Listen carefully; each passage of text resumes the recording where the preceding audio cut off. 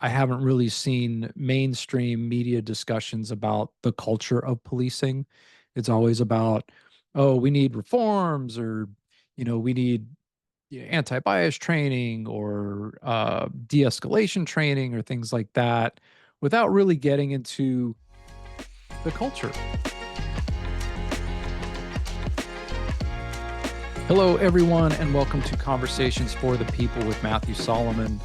I am Matthew Solomon, and I wanted to address briefly the situation with Tyreek Hill that occurred a couple days ago. Tyreek Hill is a football player with the Miami Dolphins. He was pulled over by Miami police and dragged out of his car and assaulted and handcuffed on the pavement. Um, and so, as usual, the arguments are around uh, whether he acted appropriately or inappropriately. Uh, a lot of the armchair citizens are quick to say, well, what the police did was wrong, but, he shouldn't have acted that way because, you should just listen to the police. And, this goes on in the media also. The mainstream media rarely, if ever, talks about the core issues, rarely goes deeper than perpetuating the idea that police are here to keep us safe and that they deserve to be respected, and that they're, because their job is dangerous or whatever, that we should just do what they say because um, it's hard being a cop. And all of this fails to really address at the core a couple things. The the idea that we're socialized into that some people deserve to be treated violently for whatever reason, and that those reasons are arbitrary. It always fails to really address the culture of policing. Like, I haven't seen, even since George Floyd, uh, I haven't really seen mainstream media discussions about the culture of policing. It's always about, oh, we need reforms, or, we need anti-bias training, or de-escalation training, or things like that, without really getting into the culture and the training and the lineage and the purpose of policing, which we're told is, here in LA, protect and serve, but it's really command and control, and that's the way it's been since its inception, of slave catchers and controlling, suppressing slave uh, revolts, and catching runaway slaves, and suppressing labor union disputes and protests in the North, and vigilantism in the West. And all of this under you know, the guise of, oh, it's to keep us safe, when really it's controlling certain populations of people not deemed human and or equally deserving of life, liberty, and the pursuit of happiness. And that should be it right there, honestly. But largely people don't want to talk about that. Largely there's an idea that my comfort is tied to having heavily armed, militarized police who can take care of those people if there's a problem. And I'm saying this as a white man. Uh, but we don't really talk about that. We talk about systemic racism, which exists, but we talk about biases, which exist. And, there's all this debate that comes up, and it's a debate that pacifies pacifies the actual root uh, commitment, the root interest, the root reason for the existence of what Professor Alex Vitale calls violence workers. The role of police is to control populations through the use of coercion and violence. This is what Alex talks about in Reimagining Safety and in his book, End of Policing, among other places. And so while people are debating and asserting, somebody say, oh, he acted like a jerk. Yeah, that's not illegal. Is that worthy of getting your ass beat and thrown on the pavement and all of that? Like, if he was driving erratically, which the ticket he got was for driving erratically, um, then give him a ticket. He rolled down his window. He gave him his ID and license and registration. Give him a ticket. If he mouths off to you, so what? That's not illegal. The idea that cops have the right to beat your ass because you have an attitude. Um, I don't know. Growing up, learning U.S. history and our right, freedom of speech and freedom of to protest and to speak our minds. Uh, that that seems contradictory to me. Um, he wasn't hostile. He didn't get physical. He didn't threaten anybody. He didn't want to leave his window down because he's a celebrity and he didn't want people taking pictures of him. We have to realize that as human beings, we are in relationship to everyone and everything. Like if we're by ourselves on an island somewhere, just us, like we're not relating to other people. We're relating to the environment that we're in. But once there's another person involved, there's a whole set of identifiers. We process information. We tend to process information based on safety. So we're always collecting data and analyzing it and spitting it out and giving it meaning. So when race, gender, class, ability or disability, uh, sexual orientation, uh, any of these this myriad of identifiers that we possess, right? I'm a cisgender, heterosexual, white, Jewish male that's left-handed, that has a full head of hair. I got lucky with that one. I'm 51. I got gray. Like all of these are things where somebody looks at me and quickly, knowingly or unknowingly, makes decisions and choices and judgments. And it's just what we do, right? It's nothing inherently wrong or bad about that. It's just what we do. It's part of our survival mechanism.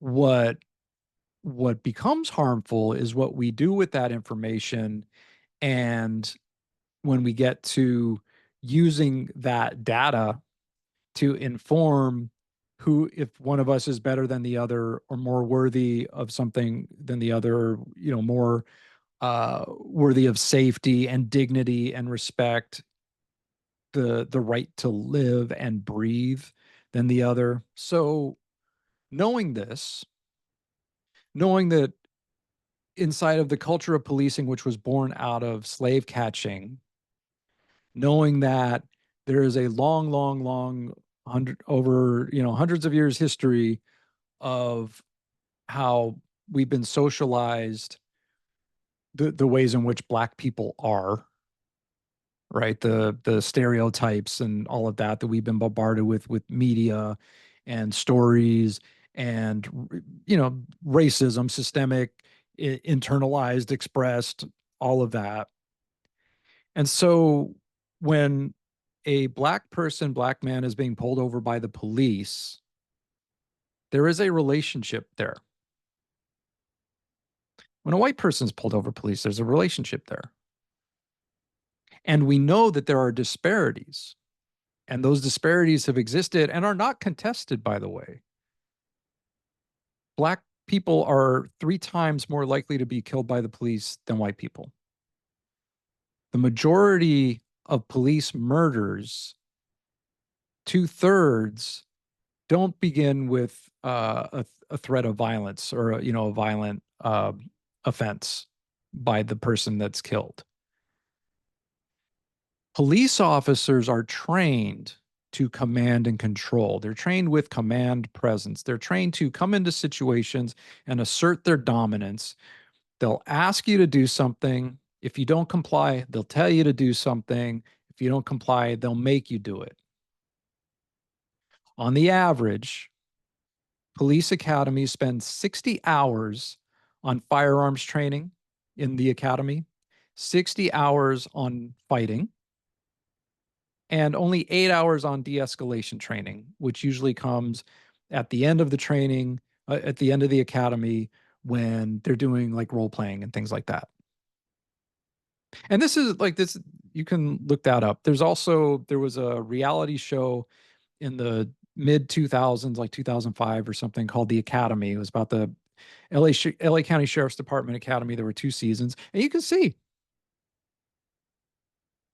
they're not trained to deal with the public as humans on a personal level. They're trained that if somebody challenges them, to never lose, never back down. If your partner gets threatened, you jump in. So it's this whole culture of violence. And so when somebody gets pulled over, when an armed officer is present, the likelihood for violence is already like I think it was 8 times higher than if there wasn't an armed officer there.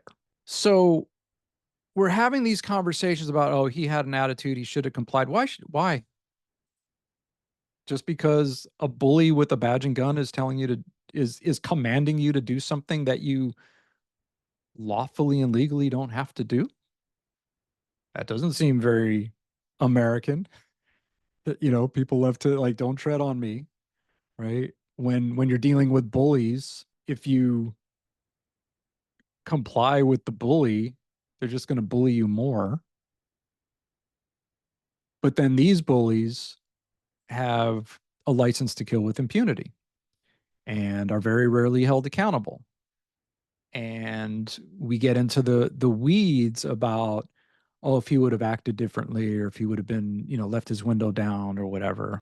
And yet we have a lot of video evidence of people who have complied, did all the right things, and still got murdered by the police, still got beat and arrested. So we really have to have conversations like for real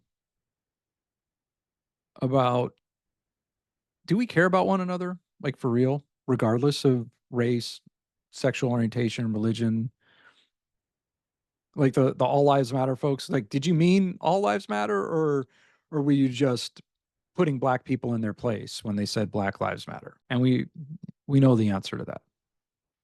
But really, if you're going to say all lives matter, then back it up. I just conducted an interview, woman whose brother was killed by the police in Sacramento, and the lengths that the police department went to bully and intimidate her family for trying to get accountability.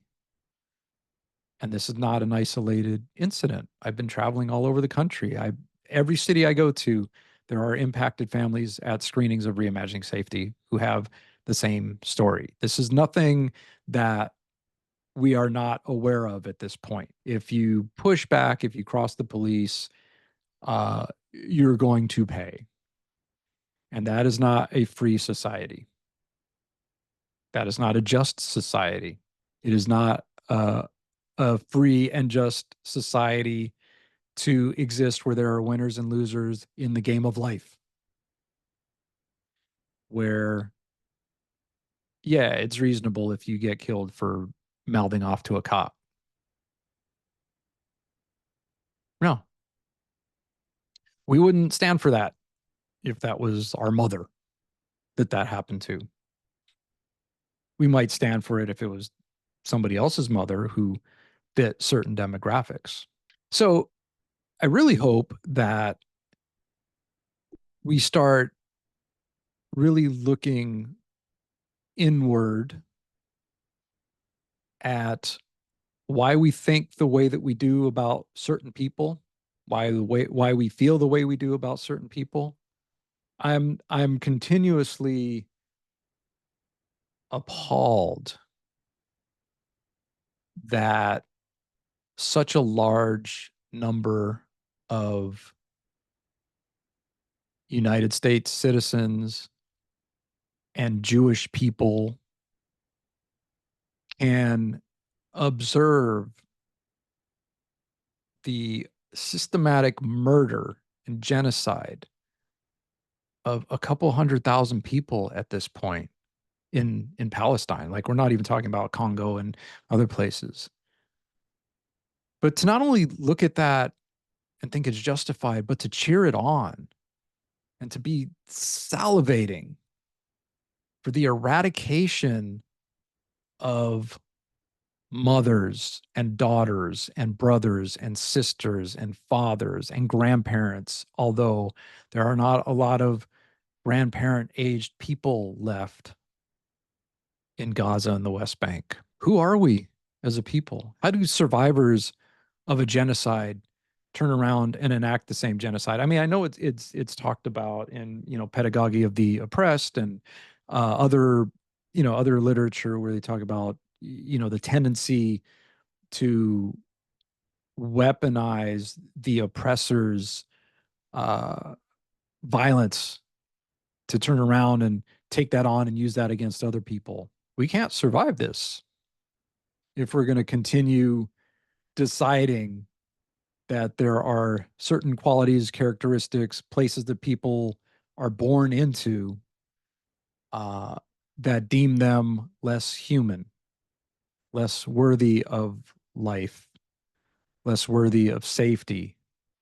It's all interconnected, whether it's a traffic stop in Miami or a crater now in Palestine, in Gaza, or in a place that was supposed to be one of many places that were supposed to be safe refuges for people fleeing to only turn around and get bombed. I don't have anything uh, positive to end on with this other than, please, folks, get in community, create community, do the internal work. Why do we got to sit in judgment of other people? Like, there was a person on Threads who was like, well, he was being a jerk, Tyreek Hill. It's like, who are you to say he was being a jerk? And so what? You're interpreting his resistance to keeping his window down as being a jerk. If I had my car's, like, I got a Kia Niro. I don't want somebody, you know, tapping on my window either. So this whole idea that we need to uh bully one another into submission, uh weaponizing violence, as Nikki Black points out in the film, like, that translates to, parenting and our educational system and all of these. So please do the work. Please, let's soften, breathe, find ways to see the humanity in one another.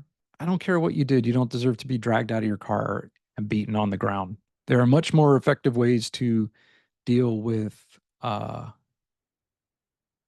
mistakes, um, behavior that puts people at risk than punishment. And I'm going to leave it at that. Thanks for watching. Please like and subscribe, and join us next time on Conversations for the People.